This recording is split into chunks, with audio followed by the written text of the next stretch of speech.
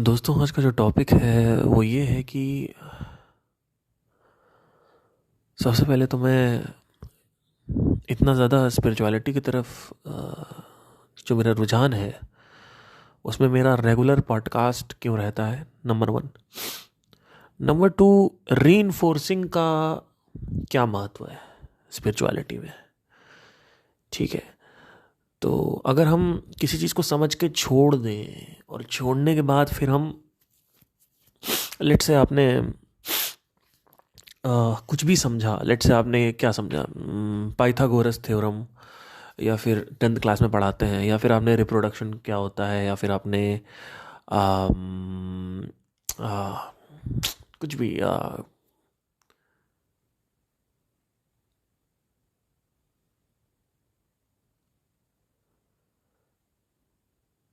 कोई भी एग्जांपल हो सकता है।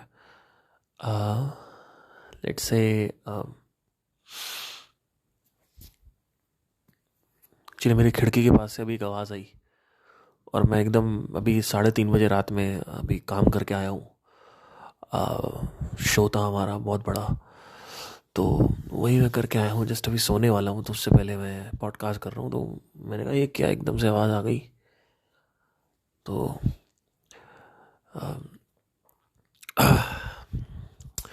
तो जैसे कि फॉर एग्जांपल आप कुछ भी समझो, लेट से आपने कुछ भी समझा और उसको फिर छोड़ दिया। तो अगर मैं आपसे पूछूंगा 1 साल बाद, तो आप बता दोगे कि हाँ ये ऐसे होता है, लास्ट ईयर मैंने समझा था। ठीक है, कुछ भी हो सकता है समझना। लेट से आपको ये आता है कि गिटार ट्यून कैसे करते हैं, आपको ये समझ में आ गया है ना।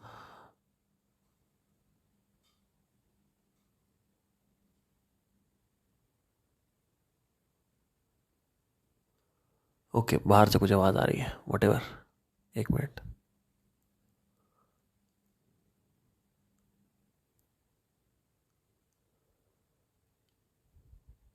ठीक है, तो सवाल ये होता है कि तो क्या हम उसको एक बार समझ के फिर हम छोड़ दें और फिर उसको दोबारा हम ना पकड़ें। तो ये स्पिरिचुअलिटी में नहीं होता है फंडा। अ, हमने माइंड को ना दो तरीक़ों से देखना है। एक तो हमें ये सबकॉन्शियस और कॉन्शियस देखना है, उसमें लोगों को समझ में आता नहीं है। तो एक बहुत अच्छा एग्जांपल है माइंड को समझने के लिए, वो है ओशियन टेक्निक। ओशियन टेक्निक में क्या है कि आप जैसे कि सब आप ये समझो कि जो भी thought top of the mind रहता है, जैसे मुझे आज ये करना है, मुझे वो करना है, वो बेसिकली सरफेस लेवल पे जो है वो बेसिकली आपको याद है, और सबसे ज़्यादा वो याद रहता है। फिर सबसे कम जो याद रहता है वो सबसे नीचे होता है ओशियन में। और कुछ चीज़ें होती हैं जो भी याद ही नहीं होती, जैसे हमारा 1 हफ्ते पहले हमने क्या खाया था, तो वो ओशियन में अंधकार जहाँ पे आ जाता है वहाँ पे होता है। तो सूरज की रोशनी जब ओशियन में पड़ती है, समंदर में पड़ती है, तो ऊपर बहुत ब्राइट होता है, बीच में हल्का ब्राइट, और नीचे बिल्कुल ब्राइट नहीं होता। धीरे धीरे आप जैसे नीचे जाते जाओगे, धीरे धीरे आपका अंधेरा अंधकार आता जाएगा। वैसे ही माइंड होता है, सबसे ऊपर जो टॉप ऑफ द माइंड जो थॉट होता है। जैसे फॉर एग्जांपल आपको किसी ने मैसेज किया, अब उस वक्त तो वो आपके टॉप ऑफ द माइंड में आ गया, लेकिन विद इन 2 to 3 आवर्स वो नीचे चला जाएगा, क्योंकि आपको वो दिमाग में नहीं चलता रहेगा वो। तो दिमाग में अगर कोई चीज़ बार बार चलती जाती है तो वो टॉप ऑफ द माइंड है। जैसे सेल्स में ये बोलते हैं कि आप हमेशा फॉलो अप लिया करिए। अगर आप फॉलो अप लेंगे तो क्लाइंट आज रेडी नहीं है खरीदने के लिए, लेकिन जब रेडी होगा तो व्हाट्सएप पे या ईमेल पे आपका सबसे पहले नाम आएगा, क्योंकि बार बार आप उनको मैसेज करते हो। और तो वो आपके माइंड जैसे ही आएगा कि भाई कोई कोई चाहिए बंदा, तो वो बंदा आप ही होगे। इसीलिए इसको फॉलो अप बोलते हैं। ठीक है, तो अब सवाल ये आता है कि आज मैं आ रहा था और बदरपुर महरौली से मैं राइड करते हुए आ रहा था, और काफ़ी ठंड हो गई है दिल्ली में। मुझे बाइक चलाना काफ़ी पसंद है, तो मैं अपनी बाइक से ही आता जाता हूँ। अम, तो अभी मुझे जो ये है कि माइंड में मेरे आया कि भैया यू नो अगर यहाँ पे रोक के मेरा मर्डर हो जाता है या फिर मेरा एक्सीडेंट हो जाता है, तो मुझे एक डर आ रहा था उसको सोच के। वो डर पहले नहीं आता था। तो जब ये डर आया तो मैंने कहा ये क्या हो रहा है, अभी इतना नेगेटिव हो रहा है माइंड मेरा।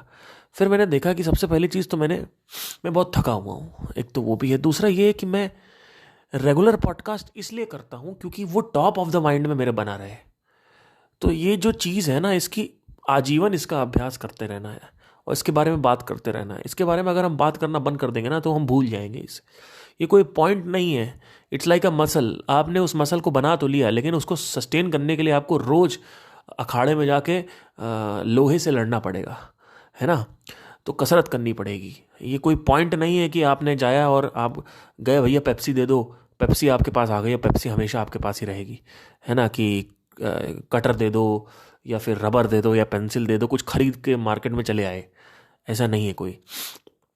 तो इसका महत्व क्या है, ज़रूरी है ये समझना, क्योंकि मटेरियल वर्ल्ड में डे टू डे लाइफ में हम कितनी लोगों से मिलते हैं, कितने लोगों का जो इम्प्रेशन हमारे माइंड में आते हैं, उनकी सोच हमारे माइंड में चली जाती है, उनकी लाइफ की सोच, उनके जीवन की मान्यताएं वो हमारे अंदर चली जाती है। अब वो चीज़ जो होती है, जो स्पिरिचुअलिटी जो होती है, वो टॉप ऑफ द माइंड से हट के बॉटम ऑफ द माइंड में जाने लगती है।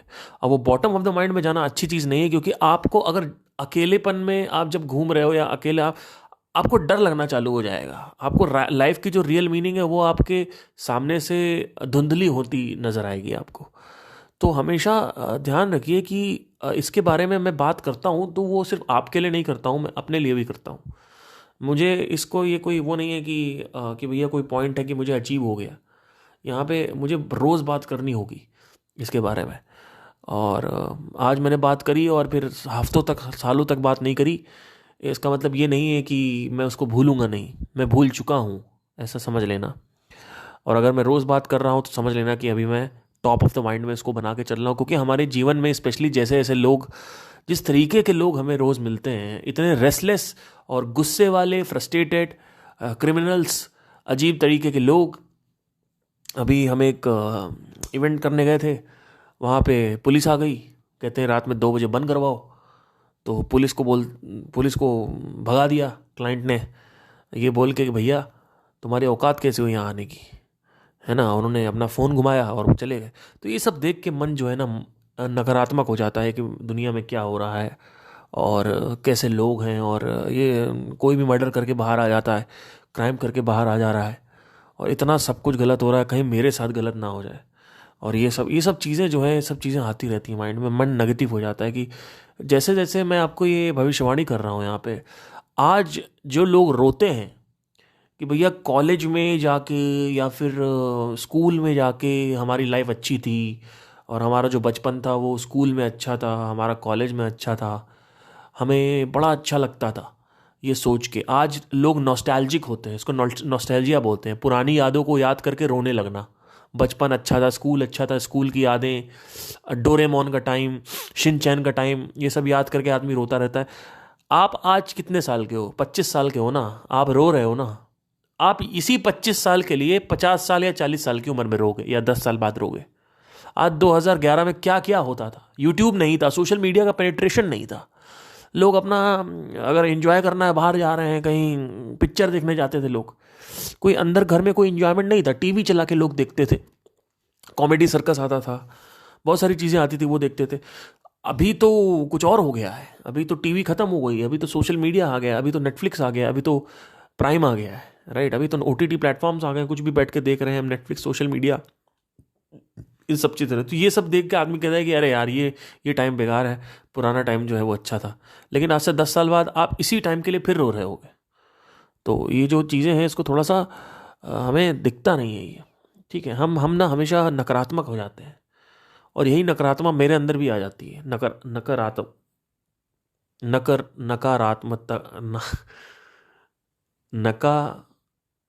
नकारात्मकता, पता नहीं, मेरा माइंड इस समय बहुत फेडेड है। मैं बिल्कुल भी, सुबह से मैं काम कर रहा हूँ, सुबह आप समझ लीजिए 6 बजे से, और अभी बज रहा है 3:30। मेरा दिमाग हो गया ख़राब, आवाज़ भी आप देखो मेरी बैठी हुई है। तो ठीक है। तो जो टॉप ऑफ द माइंड में ये रहना चाहिए और इसकी बातें होती रहनी चाहिए।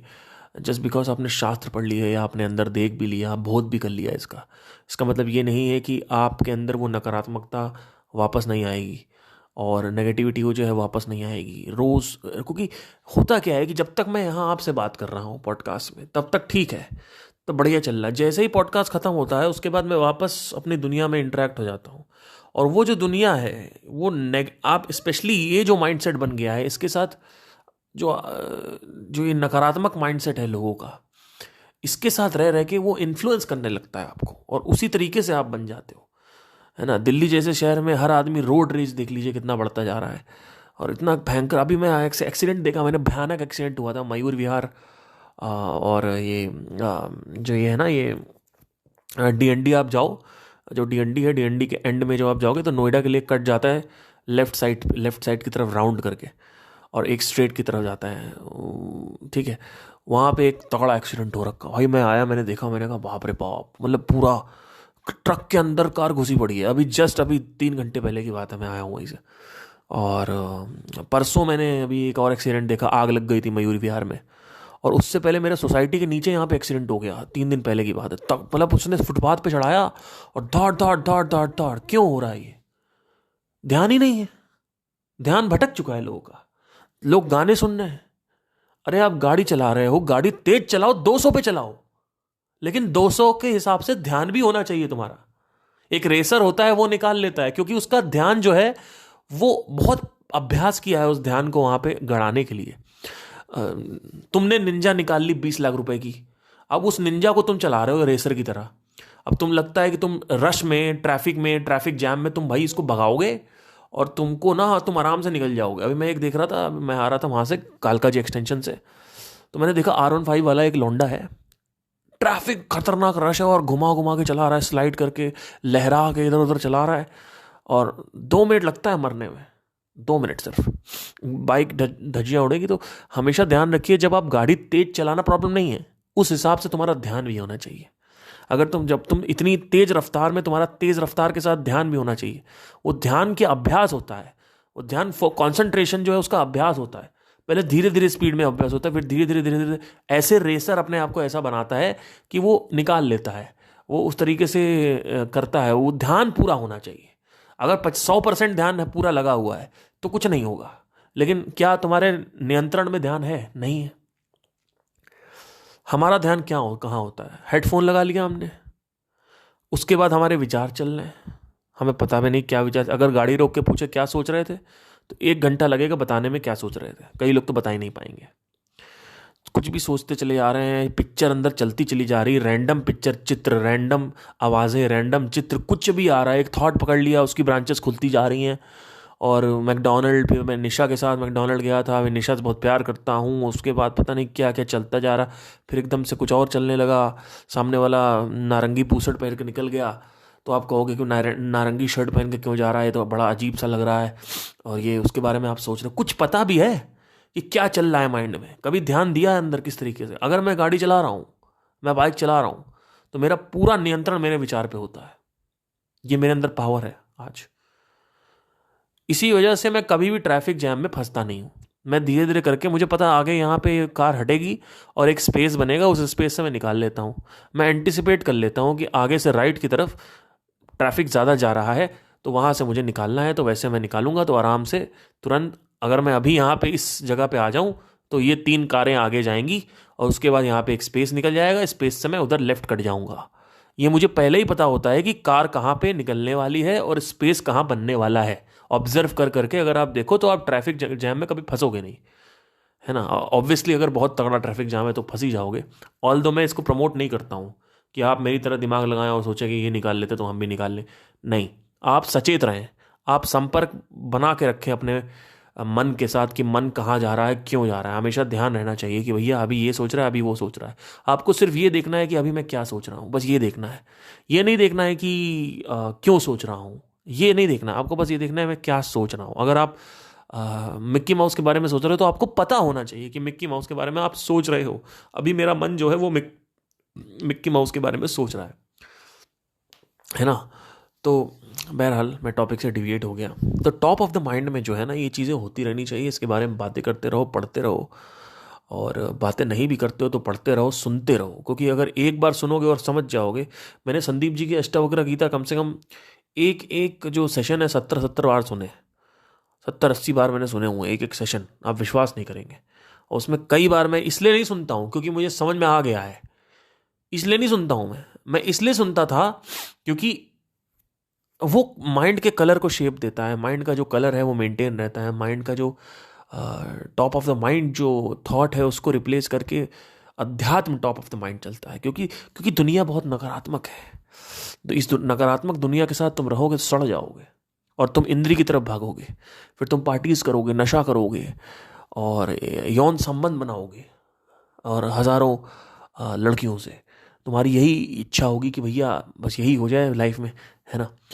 तो ये सब चीज़ें ध्यान रखो। और बस मैं यही कहूँगा कि आज मैंने ऑलमोस्ट समझ लीजिए लास्ट पॉडकास्ट किया था 3 दिन पहले, अभी 3 दिन बात कर रहा हूँ, तो इन 3 डेज ओनली मेरा दिमाग लोगों के साथ रह रह के नेगेटिव हो गया। क्योंकि आपसे और इस स्पॉटिफाई पे मैं बात करता हूँ हार्डली आधे घंटे या 35-40 मिनट, और उसके बाद फिर क्या होता है, उसके बाद क्या होता है, पूरे दिन मैं लोगों के बीच में रहता हूँ, और वो जो संगत है उसका जो सोच है वो मेरे अंदर आ जाती है कि अगर सब बोलते हैं आईफोन आईफोन आईफोन, तो मेरा भी मन करने लगेगा कि आईफोन ले लो। और स्टैंडर्ड ही सब कुछ है, स्टेटस ही सब कुछ है भैया, कपड़े ही सब कुछ है, ब्रांडेड शूज़, ब्रांडेड ये, और कारें देखो, और ये वो, भाई बाप रे बाप। तो जिस जिस लेवल पे प्रेशर होता है लोगों के अंदर, कैसे कोई, आप जंगल में जा रहे हो, रात में आ रहे हो गाड़ी से बाइक से, को डर लग रहा है भैया कहीं मान ना डाले कोई, है ना, बीच में। तो इस तरीके की चीज़ें, नेगेटिव माइंड जो है ना वो आता रहता है आपका, और हर समय नेगेटिव विचार चलते हैं। लेकिन अगर तुम्हारी विचार अलग है, तुम्हारी आइडेंटिटी जो है वो अलग है, वो तुम्हें पता तो है कि क्या हो तुम, लेकिन उस वक्त नहीं पता है क्योंकि तुमने अभ्यास नहीं किया, वो बॉटम ऑफ द माइंड में चला गया है। तो बात करके फिर उसको ऊपर लाओ, और वो हमेशा ऊपर रहना चाहिए कि मैं कौन हूँ, who am I, super surface level पे होना चाहिए। अगर सुपर सरफेस लेवल पे है ना, एकदम टॉप ऑफ द माइंड है, तब बाकी चीज़ें मैनेज हो जाती हैं आसानी से। तब कुछ भी हो जाए डिज़ास्टर, आपको पता है कि ये जो भी हो रहा है एक खेल चल रहा है ना, इसमें कोई ज़्यादा रोने की ज़रूरत नहीं, क्योंकि रोगे तो भी कुछ नहीं होने वाला, खुश होगे तो भी कुछ नहीं होने वाला।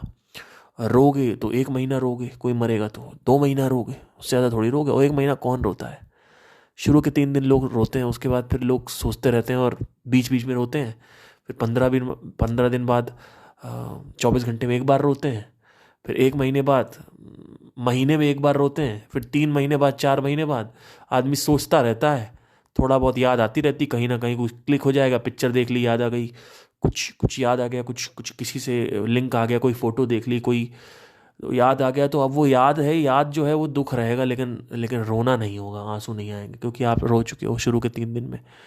और यही होता है, इसी तरीके से चीज़ें होती हैं लाइफ में। तो हमेशा ध्यान रखिए कि जीवन का जो अर्थ है वो क्या है। जीवन का अर्थ ये नहीं है कि आपने कोई काम में पारंगत हासिल कर ली और आपके पास फॉर्च्यूनर है और BMW है और आपके पास पता नहीं उखाड़ दिया आपने। ये दुनिया आपको बहुत अच्छा मानती है, बहुत खूबसूरत मानती है, कुछ भी मानती हो, लेकिन कोई फ़र्क नहीं पड़ता सर, कोई फ़र्क नहीं पड़ता है किसी भी चीज़ का असल में। और सत्य ये है कि तुम अकेले हो, और तुम अपने आप को नशा, लोग, पार्टीज, लड़कियां, इन सब के अराउंड घुमाते हो, लेकिन तुम कितनी कितनी देर तक तुम सराउंड करोगे इन लोगों को, 1 घंटा, 2 घंटा, 4 घंटा, 6 घंटा, 7 घंटा, उसके बाद क्या होगा, राइट। तो हमेशा ध्यान रखो कि तुम अकेले ही आए और अकेले ही जाओगे, कोई नहीं है। आदमी नंगा आता है, नंगा जाता है, ठीक है, कुछ नहीं लेके जाता आदमी, शरीर तक नहीं लेके जाता है अपना, लेके शरीर जरूर आता है, लेकिन शरीर छोड़ के, छोड़ोगे तो शरीर भी छोड़ोगे, एक एक एटम चाहिए भाई, है ना। तो लाइफ का जो रियल सत्य है, लाइफ का जो रियल मायने है, जो रियल एक्चुअली में चीज़ जो है वो टॉप ऑफ द माइंड पे रहनी चाहिए, वो है मैं कौन हूँ। आपका जो पहचान है, वो जब तक उस पहचान की याद बनी रहेगी, रिमेम्बरेंस बनी रहेगी कि भाई हाँ मैं यूनिवर्स हूँ, मैं ब्रह्मांड हूँ, तब तक ठीक है। लेकिन जैसे ही वो गिरी, तो आप नाटक कर सकते हो, बोल सकते हो कि भाई, झूठ बोल सकते हो, ढोंग कर सकते हो कि मैं सही हूं, लेकिन तुम हो नहीं एक्चुअली सही। तुम्हें तुम्हारे टांगों से पीछे गिराने में सर के बल सिर्फ 4 या 5 सेकंड लगेंगे। कुछ भी होना है, तुरंत तुम टूट जाओगे, जो शक्ति आती है, जो टूटने की अटूट शक्ति, जो कभी टूटता नहीं आदमी, इसमें इमोशनली आप बहुत स्ट्रांग हो जाते हो इसमें। ये चीज़ तो है, इसकी चोट देना पड़ेगा कि हु एम आई करने के बाद इतना इमोशनली आदमी स्ट्रांग हो जाता है। ये हो सकता है फिजिकली उसको किसी का सहारा हो सकता है अपाहिज है, हो सकता है फाइनेंशियल उसको सहारा हो किसी का, है ना, हो सकता है उसको पारिवारिक, नहीं पारिवारिक तो इमोशनल हो गया, तो फाइनेंशियल या फिर फिजिकल सहारा है। लेकिन याद रखिए, इमोशनल जो सबसे वीक पॉइंट होता है एक मर्द का और औरत का, दोनों का, वो सबसे ज़्यादा स्ट्रांग होना चाहिए। और उसको स्ट्रांग करने का कोई तरीका नहीं है। अभी कुछ ही दिन पहले मेरी गर्लफ्रेंड से बात हो रही थी, वो कहती है कि तुम इतना स्टेबल कैसे हो इसमें, और तुम्हारा इतना मतलब लाइफ में अप एंड डाउन तुम्हारे होता रहता है, तो तुम कैसे इसको झेलते हो, किस तरीके से तुम। मैंने कहा देखो, मैं ना, मेरी लाइफ में एक विज़न है और वो विज़न चेंज नहीं होती है। मेरे अंदर वो विज़न पिछले 3 साल से है और वो नहीं हो रही है चेंज। वो यही है कि कुछ भी हो जाए, अगर बहुत गंदा कुछ भी हो जाता है या कुछ भी खराब होता है, तो मेरे अंदर वो आ जाता है कि मैं कौन हूँ, है ना। जब ये आ जाता है कि मैं एक्चुअली में कौन हूँ, तो वो चीज़ ख़त्म हो जाती है ऑटोमेटिक। वो चीज़ लोग बोलती है कि बैलेंस बहुत है तुम्हारे अंदर। मैंने कहा कि हाँ, इमोशनल बैलेंस तो मेरे अंदर बहुत ज़्यादा है, ये तो बोलना पड़ेगा, मानना, ये मैं खुद भी बोलूँगा, हो सकता है घमंड लगे, लेकिन मैं इसको प्राउड फील करता हूँ कि मैंने ये चीज़ अचीव करी है, कि इमोशनल बैलेंस मेरे अंदर बहुत तगड़ा है। प्लस साथ ही साथ वो बैलेंस बिगड़ रहा है तो इसकी तरफ मेरी जो दृष्टि है वो भी बनी रहती है, क्योंकि ज़रूरी नहीं है कि वो बैलेंस बना रहे, वो बैलेंस बिगड़ता भी है। और जैसे ही वो बिगड़ता है, दृष्टि रखी हुई है, तो दृष्टि रखी हुई है वहाँ पे, तो वो देख लेती है कि भैया हाँ, अंदर कुछ ख़राब चल रहा है, पहले से कुछ अजीब सा हो रहा है आपकी ज़िंदगी में, तो कुछ आप गड़बड़ कर रहे हो, या तो आप मेडिटेशन नहीं कर रहे हो, और अगर आप मेडिटेशन कर रहे हो तो आपके पास सही सोच नहीं है। तो सही सोच और मन के अंदर की जो रसायन है, जो हार्मोन्स हैं, इसका बैलेंस होना बहुत ज़रूरी है। यही दो चीज़ जब बोलती है पति पत्नी मिलेंगे, तो आपका जो इमोशनल बैलेंस है वो अच्छा हो जाएगा। इमोशनल बैलेंस टूट नहीं सकता आपका, कुछ भी हो जाए इमोशनल बैलेंस कभी नहीं टूटेगा, चाहे कुछ भी हो जाए। मतलब ये एक ऐसी चीज़ है ना जो वरदान है, फिर चाहे हाथ पैर ही आदमी का कट जाए, लेकिन साला इमोशनल बैलेंस नहीं टूटेगा आदमी का। आदमी मरेगा ना तो खुशी खुशी मरेगा, अरे मार डालो क्या करना। मतलब ये भी होता है कि अब हाथ पैर कट गए, अब कोई है ही नहीं सहारा वहारा, तो क्या करोगे भाई। डॉक्टर कह रहे हैं कि भैया अब कुछ कर देखो। अब एक तो है कि आपके पास सहारा है, और एक तो है कि घर वाले हैं सब कर रहे हैं। एक तो ना पैसा है ना सहारा है, क्या करोगे फिर। कई लोग ऐसे हैं, ना घर वाले कोई हेल्प करते हैं, ना पैसा इतना है कि कोई आके हेल्प करेगा। तो सेंटर्स होते हैं, वहाँ पे आपको भर्ती कर दिया जाएगा। सॉरी। तो ऐसे में जो शक्ति है मन की, मनोबल जो है वो कहाँ से आएगा। जो मनोबल है वो कभी भी सोच से नहीं आता कि मैं सोच लूँ कि मेरा मनोबल बना हुआ है। अरे कुछ पाने के लिए कुछ खोना पड़ता है। तो जब मैं अपनी गर्लफ्रेंड के साथ थोड़ा बहुत डिस्कस करता हूँ, तो मेरे को यही पूछती है कि लाइक कैसे इसको मेंटेन करते हो। तो मैंने कहा देखो, तुम बात करते हो कि मैं एक्सपेक्टेशन ज़ीरो कर दूं हर तरफ से, तो बोलती है हाँ ये तो है, ये तो सही है। लोग कहते हैं एक्सपेक्टेशन को ज़ीरो रखो, रिलेशनशिप में हो चाहे काम में हो चाहे किसी भी चीज़ में हो, तो एक्सपेक्टेशन को ज़ीरो रखो, तो क्या होगा, उससे सफरिंग जो है वो बनी रहेगी, सॉरी सफरिंग नहीं होगी। तो मैंने कहा कि कभी रख के देखना एक्सपेक्टेशन को ज़ीरो। पहली चीज़ तो एक्सपेक्टेशन तुम्हारी ज़ीरो होगी ही नहीं। अरे तुम अपने पति के साथ हो, तुम एक्सपेक्ट नहीं करोगे क्या वो तुम्हें टाइम दे। तुम्हारी एक्सपेक्टेशन ज़ीरो कैसे होगी। कोई तरीका ही नहीं है एक्सपेक्टेशन ज़ीरो होने का। आप कहते हो कि मैं एक्सपेक्टेशन ज़ीरो कर लूँगा कि मेरे बच्चे जो हैं वो कुछ ना करें, मैं ठीक है, मैं खुश हूँ इस चीज़ से। मैं एक्सपेक्ट ना करूँ कि मेरे पेरेंट्स मेरे को तारीफ़ करें, या फिर मेरा पति जो है मेरे को टाइम ना दे और रात में देर से आए, मैं एक्सपेक्ट ना करूँ। एक्सपेक्टेशन को ज़ीरो करने के लिए आप कुछ छोड़ रहे हो। एक्सपेक्टेशन ज़ीरो करने का मतलब क्या है कि आप कुछ छोड़ रहे हो, और जो भी आप छोड़ रहे हो तो कुछ पकड़ोगे तभी तो छोड़ोगे। आप एक पहाड़ पे लटके हुए हो, आपने पकड़ रखा पहाड़ को, जब तक आप पकड़ रखा तब तक पहाड़ आपको बचाए हुए है।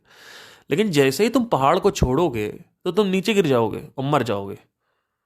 तो पहाड़ को छोड़ने के लिए कुछ और दूसरा पहाड़ पकड़ने के लिए भी होना चाहिए। कुछ छोड़ने के लिए कुछ पकड़ने वाला होना चाहिए। अगर आप कुछ छोड़ रहे हो तो साथ में कुछ और भी पकड़ना जरूरी है। तो वो क्या है? आप ऐसे बिना अधिष्ठान के, बिना फाउंडेशन के चीजें नहीं छोड़ सकते हो कि कोई फाउंडेशन तो है नहीं आपके मन की, और आप कह रहे हो कि मैं एक्सपेक्टेशन जीरो कर दूं, मैं अपने सारे डिजायर्स को खत्म कर दूं। कैसे खत्म करोगे? कैसे खत्म करोगे भाई अपने डिजायर्स? तुम खत्म ही नहीं कर सकते। कोई तरीका नहीं अपने डिजायर्स को खत्म करने का। डिजायर को सिर्फ खत्म वही कर सकता है जो कुछ पहले पकड़ ले, फिर छोड़े। कुछ कुछ बड़ा पकड़ो तब। ये ऐसा कहना है कि मैं आपसे कह रहा हूं एक काम कर भाई, तू अपनी बाइक मुझे दे दे और बस। ऐसा थोड़ी होता है यार।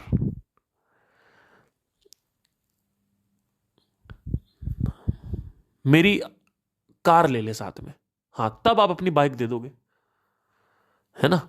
तो कुछ पाने के साथ कुछ खोना पड़ता है, कुछ छोड़ने के साथ, कुछ छोटा छोड़ने के साथ कुछ बड़ा पकड़ना होता है। ये नहीं कि साइकिल दे दूं आपको मैं आपके बाइक के बदले, ऐसा नहीं होगा। आप कभी एक्सचेंज नहीं करोगे, क्योंकि साइकिल की औकात नहीं है और कार बहुत बड़ी चीज़ होती है बाइक से, है ना?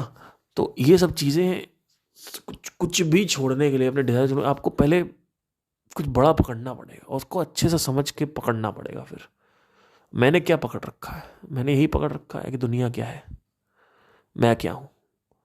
That's it. वो ही एक बहुत बड़ा बल देता है। जब तुम शरीर को खुद से अलग समझते हो और इस दुनिया को, जो मटेरियल दुनिया है, इसमें भी सबसे किसी से भी तुम पहचान नहीं बनाते हो, तब तुम समझ लो कि तुम्हारी शुरुआत हो गई है, कि अब तुम मुक्ति की तरफ बढ़ सकते हो। इसी को मुक्ति कहते हैं। आई होप आपको समझ में आया हो। Thank you guys, have a nice day, take care.